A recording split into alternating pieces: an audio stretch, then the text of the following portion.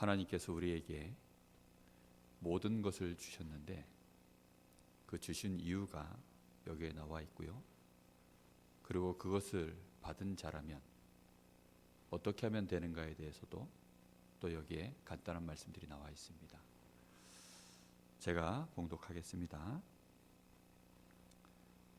사랑하는 자들아, 요한일서 4장 7절부터 21절까지입니다.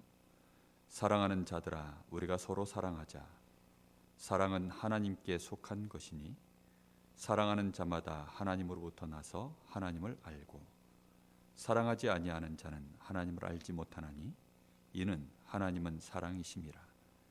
하나님의 사랑이 우리에게 이렇게 나타난 바 되었으니 하나님이 자기의 독생자를 세상에 보내심은 그로 말미암아 우리를 살리려 하심이라. 사랑은 여기 있나니 우리가 하나님을 사랑한 것이 아니요 하나님이 우리를 사랑하사 우리 죄를 속하기 위하여 화목제물로 그 아들을 보내셨습니다. 사랑하는 자들아, 하나님이 이같이 우리를 사랑하셨은즉 우리도 사랑하는 것이 마땅하도다. 어느 때나 하나님을 본 사람이 없으되 만일 우리가 서로 사랑하면 하나님이 우리 안에 거하시고 그의 사랑이 우리 안에 온전히 이루어지느니라. 그의 성령을 우리에게 주심으로 우리가 그 안에 거하고 그가 우리 안에 거하시는 줄을 아느니라. 아버지가 아들을 세상에 구주로 보내신 것을 우리가 보았고 또 증언하노니 누구든지 예수를 하나님의 아들이라 시인하면 하나님이 그의 안에 거하시고 그도 하나님 안에 거하느니라. 하나님이 우리를 사랑하시는 사랑을 우리가 알고 믿었노니 하나님은 사랑이시라. 사랑 안에 거하는 자는 하나님 안에 거하고 하나님도 그의 안에 거하시느니라. 이로써 사랑이 우리에게 온전히 이루어진 것은 우리로 심판날의 담대함을 가지게 하려 함이니 주께서 그러하심과 같이 우리도 이 세상에서 그러하니라. 사랑 안에 두려움이 없고 온전한 사랑이 두려움을 내쫓나니 두려움에는 형벌이 있음이라. 두려워하는 자는 사랑 안에서 온전히 이루지 못하였느니라. 우리가 사랑함은 그가 먼저 우리를 사랑하셨음이라. 누구든지 하나님을 사랑하노라 하고 그 형제를 미워하면 이는 거짓말하는 자니 보는 바 그 형제를 사랑하지 아니하는 자는 보지 못하는 바 하나님을 사랑할 수 없느니라. 우리가 이 계명을 주께 받았나니 하나님을 사랑하는 자는 또한 그의 형제를 사랑할지니라. 아멘.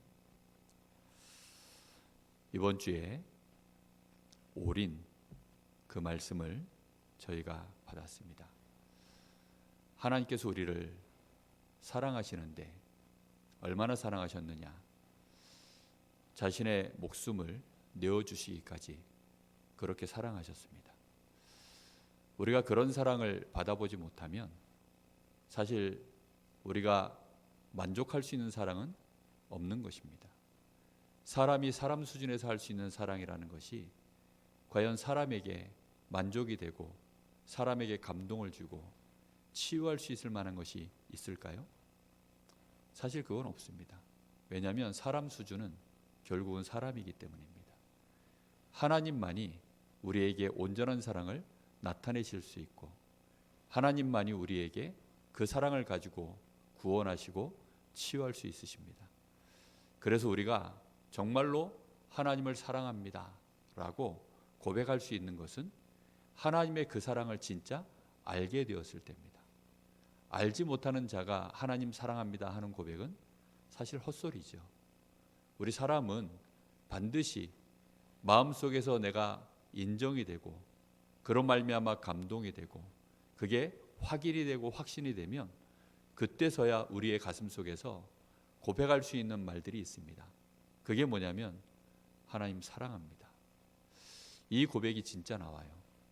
대부분 사람들은 하나님 이러면 하나님에 대하여 두려워하고 그 앞에서 정말 자신을 감추려고 하고 그런 게 대부분입니다. 왜냐하면 하나님 사랑을 잘 모르니까요. 하나님의 사랑을 안 받아본 사람은 하나님에 대하여 그렇게 하지 못합니다. 많은 사람들이 목회자를 조금 어려워하죠. 그런데 어려워하지 않는 존재가 몇 명 있어요. 그 중에 한 사람이 자녀입니다. 자녀. 이 자녀들은 그 아버지의 사랑을 제대로 받았다면, 부모의 사랑을 제대로 받았다면, 사실 아무리 아버지라도, 아무리 목회자라도, 아무리 바깥에서는 대단한 분이라 해도 상관없이 그 아빠를 굉장히 이렇게 편안하게 생각하고 아빠에 대해서 허물없이 대하게 되어 있습니다.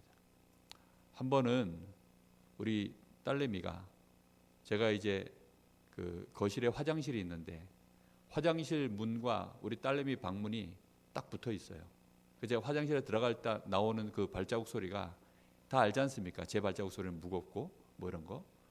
지나가니까 갑자기 저 방에서 아빠 아빠 아빠 하고 부르는 거예요. 뭔 급한 일이 있는가 해서 갔더니 침대에 딱 누워가지고 2층 침대에 누워 있거든요. 불 좀 꺼주세요 그러더라고요. 정말 저는 근데도 그게 기분 나쁘지가 않은 거예요. 아빠 보고 아빠 아빠 아빠 부르고서는 뭐 정말 급한 일인 줄 알고서 쫓아갔더니 불 좀 꺼주세요. 그 말을 듣는데 기분이 안 나쁘고 이상하게 기분이 좋아요. 그리고 얘가 나를 사랑하는구나 이런 느낌이 오히려 들더라고요. 나를 어려워하고 나를 힘들어하고 이래서는 아버지 죄송하지만 불 좀 아닙니다. 제가 끄겠습니다. 이러면 사실 왠지 모르게 그럴 거 아닙니까? 근데 진짜 사랑하면 이게 흉어물이 없어요. 내가 좀 실수하고 잘못해도 그걸 얼마든지 다 알고 나를 사랑하시는 내 부모라는 걸 아니까, 이 부모가 내 편이라는 걸 아니까, 이 부모는 지금까지 내가 연약할 때도 내가 잘못했을 때도 변함없이 나를 사랑하시는 부모님이라는 걸 잘 아니까 이렇게 하면 오히려 좋아한다는 것도 알아요. 그러니까 정말로 하나님을 진짜 사랑을 받고 하나님의 사랑을 진짜 받고 하나님께 사랑을 하는 자는 하나님이 두렵지 않습니다. 오늘 여기 말씀에 보면 18절에 이런 말씀이 나옵니다.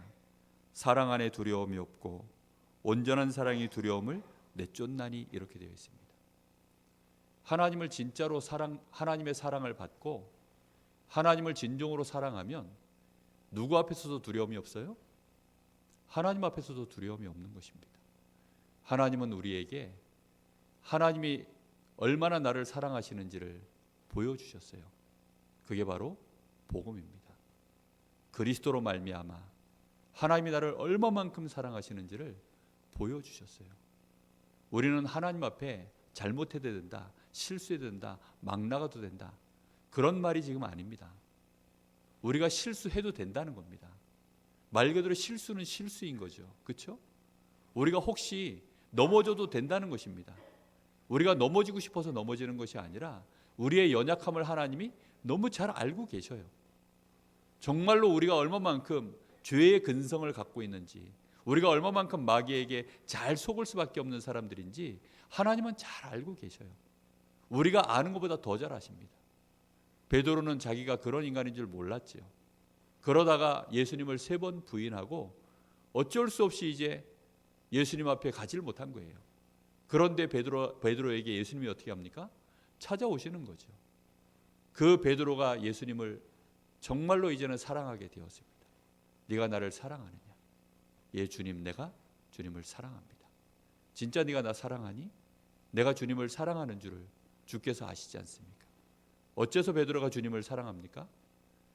이런 연약한 나를, 우리 주님이 나를 사랑하신다는 것을 안 거예요. 그 사랑을 진짜로 받은 것입니다. 저는 하나님이 나를 얼마나 사랑하시는지를 그리스도 안에서 알게 되었어요.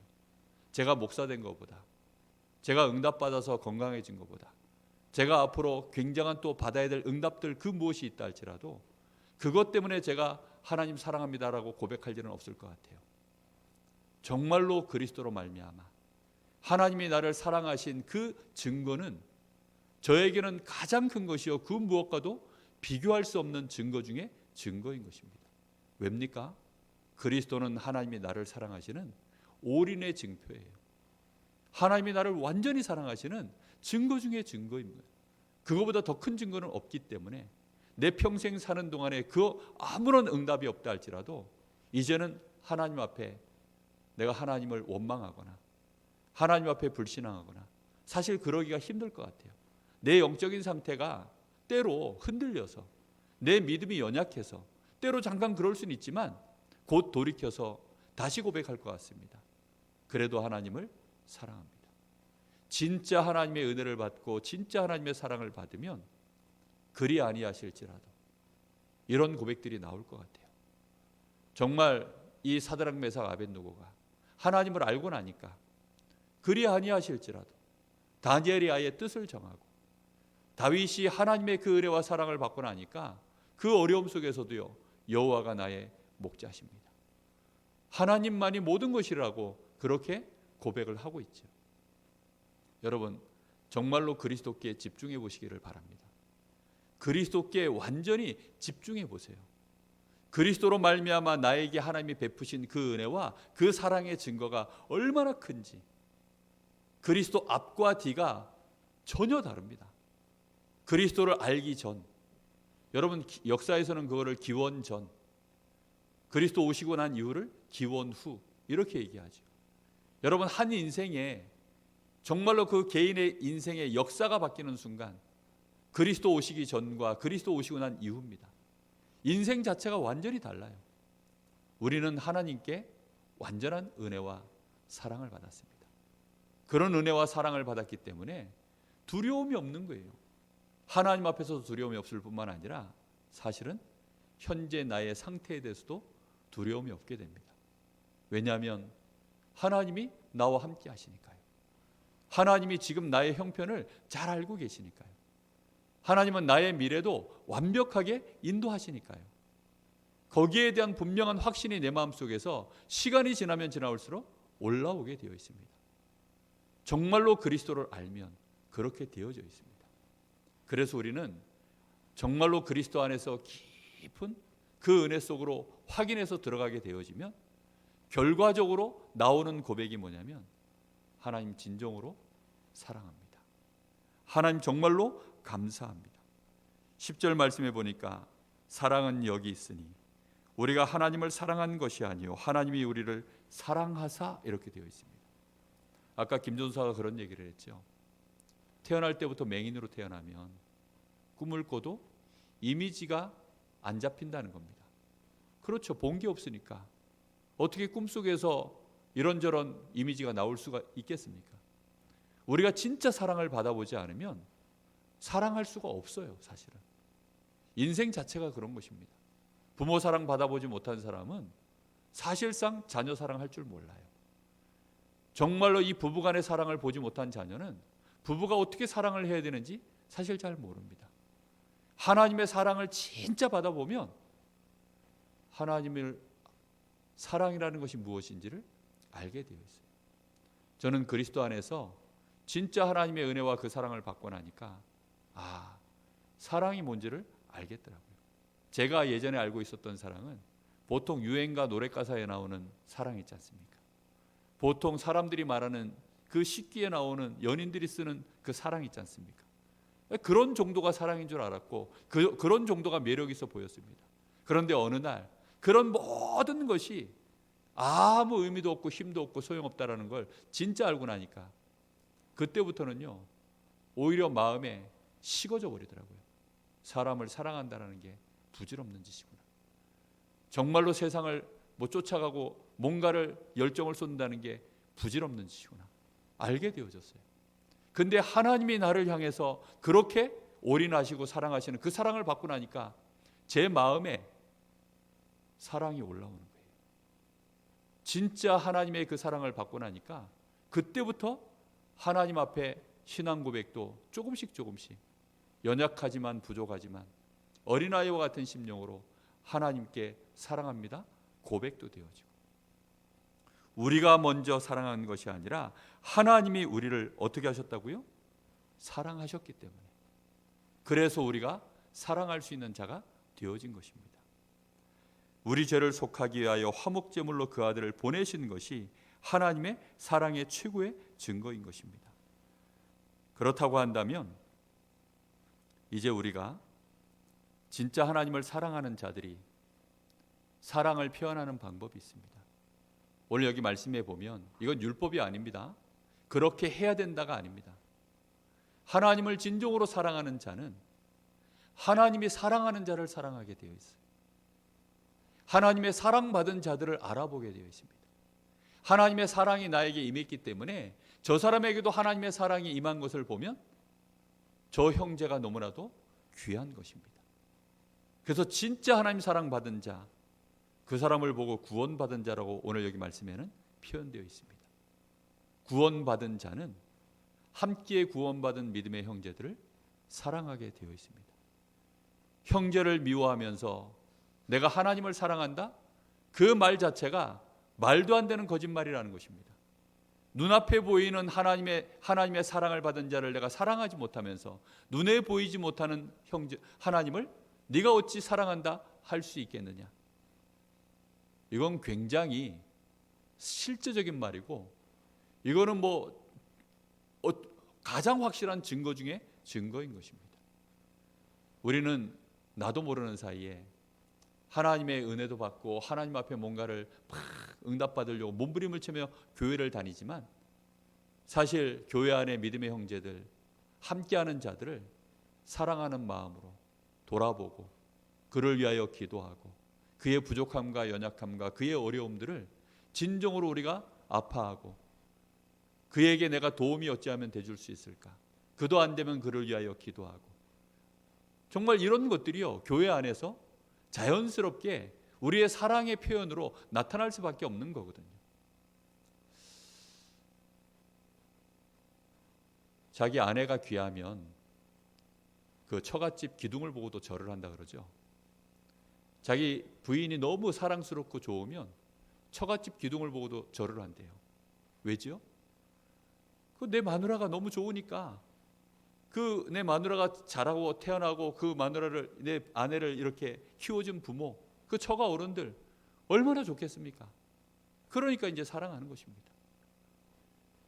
부부 결혼 생활을 해서 지내보니까 저희 집사람하고 저하고 관계가 좋으면 저희 집사람도 저희 어머니한테 막 이렇게 잘해요.